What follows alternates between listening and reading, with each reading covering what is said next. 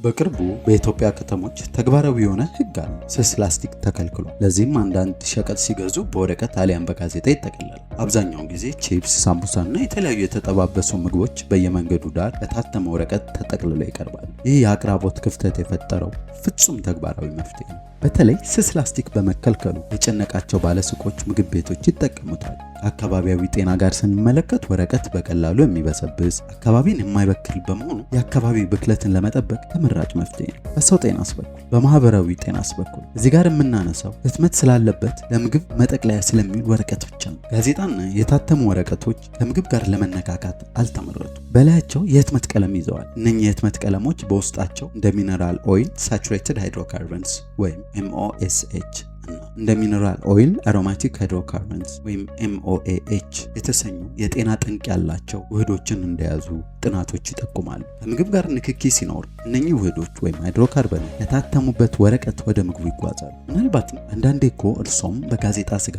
አሊያም ሙሸብቅ ላይ ጠቅልለው የጋዜጣው የጽሑፍ ቀለም ምግቡ ላይ ተጣብቆ ተለጥፎ አስተውሎት ይሆናል። ሳይንስም ይህን ይመሰክራል። በአይኖት አዩት አላዩትም ሁልጊዜ ቀለሙ ውስጥ ያሉ ውህዶች ከምግብ ጋር ይደባለቃሉ። ከሁለቱ ውህዶች MOAH በተለይ አሳሳቢ ነው። ዘረመልን የመጉዳት ወይም ጄኖቶክሲሲቲ እና ካንሰር የማምጣት አቅም ወይም ካርሲኖጀኒክ ባህሪ ያላቸው። ዘረመል ላይ ያላቸው መርዛማነት በራሱ ለካንሰር ተጋላጭነትን ይጨምራል። MOSH የተሰኙት ውህዶች ዲኤንኤን በቀጥታ አይጎዱም። በምትኩ በጉበት፣ በጣፊያ፣ በንፍፊትና የሰውነት ስብ ውስጥ ይከማቻሉ። በእንስሳት የተደረጉ ጥናቶችም ለአንዳንድ የጉበት እብጠቶች እንደሚያጋልጡ ገልጸዋል። ለረጅም ጊዜ ለእነርሱ መጋለጥ ሰውነት ላይ መቆጣትን እንደሚፈጥርና ሆርሞንንም ሊያዛባ እንደሚችል የሚጠቁሙ መረጃዎችም አሉ። እውነተኛውም አደጋ እዚህ ላይ ነው። አንድ ምግብ በመመገቦ የሚፈጠር ችግር የለም። አንድ ቢጋለጡ የሚከሰት በሽታ የለም። ነገር ግን ለረጅም ጊዜ ደጋግመው ሲጠቀሙ ለእነኚህ በሽታዎች ይጋለጣሉ።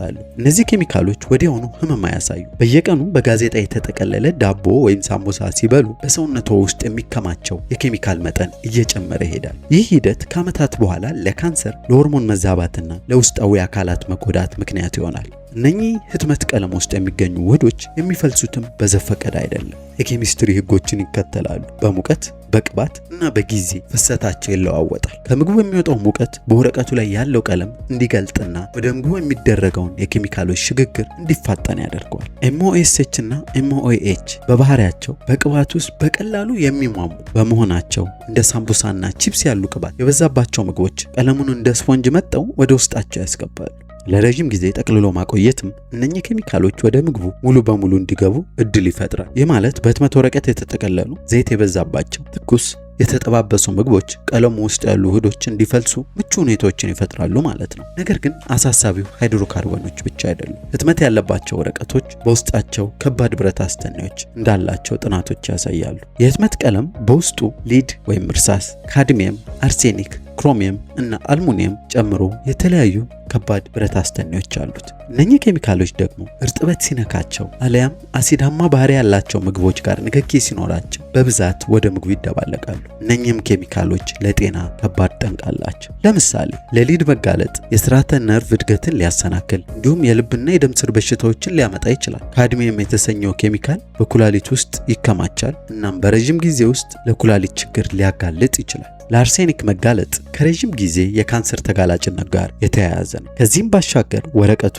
ለረጅም ጊዜ የሚቆዩ በሽታ አምጪ ተዋሳቶች ሊኖሩበት ይችላሉ። እነኚህም ተዋሳቶች ከወረቀቱ ወደ ምግቡ ሊሸጋገሩ ምግቡን ሊበክሉ እንደሚችሉ ጥናቶች ይጠቁማሉ። ተጋላጭነቱም ደግሞ በልጆች ላይ ያየላል። ህጻናት ለእነኚህ ውህዶች በጥቃቅን መጠን ቢጋለጡም የሰውነት ክብደታቸው አነስተኛ በመሆኑ የውህዶቹ ጫና እነሱ ላይ ያየላል። እንዲሁም መርዝ ማስወገጃ ስርዓታቸው እንደ ጎልማሳ ሰው የዳበረ ባለመሆኑ መርዛማነቱ እነሱ ላይ ለያየ እድገታቸው ሊጎተት ይችላል። የነርቭ ስርዓታቸውና የውስጥ አካላታቸው ገና በማደግ ላይ ስለሆኑ በሊድና በአርሴኒክ የሚደርሰውም ጉዳት ዘላቂና የማይመለስ ሊሆንባቸው ይችላል። ለዚህም ለዓመታት የሚደጋገም ትናንሽ መጠን ያለው ዕለታዊ መጋለጥ ከአዋቂዎች ይልቅ በልጅ ላይ ብዙ ተጽዕኖ አለው። ለዚህም መፍትሄው ለምግብ ማሸጊያነት የተዘጋጀ ራሱን የቻለ ከነኝና ሌሎች ውህዶች አሉታዊ ተጽዕኖ የጸዳ የምግብ ማሸጊያ ወረቀት ነው። ሆኖም ግን ይሄ ለአብዛኛው የኢትዮጵያ ሕዝብ ተደራሽ ላይሆን ይችላል። ግን ይህን ያስተውሉ፣ ጉዳዩ ወረቀቱ ላይ አይደለም። ችግሩ ያለው ወረቀቱ ላይ ያሉ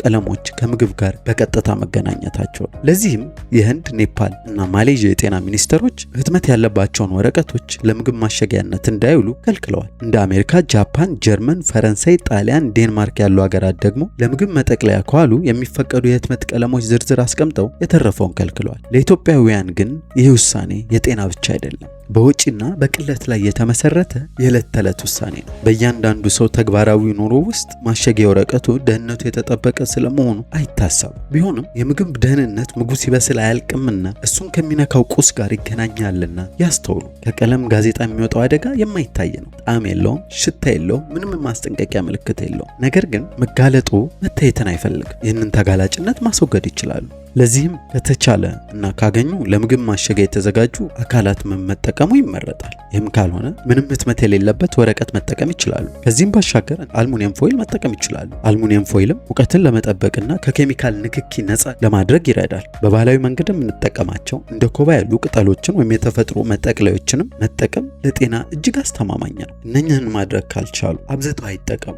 ሲጠቀሙ ቅባት፣ ትኩስ ነገር፣ አሲዳማ ባህሪ ያላቸው ምግቦች አይጠቅልሉበት። ተጋላጭነቶትን ይጨምራል። ይህ መረጃ ተጠናቅሮ የቀረበለው በተግባር በጎ አድራጎት ድርጅት ነው። ይህም መረጃ ከወደዱት መልካም ነው ብለው ካሰቡ ላይክ፣ ሼር፣ ሰብስክራይብ ማድረግ እንዳይረሱ።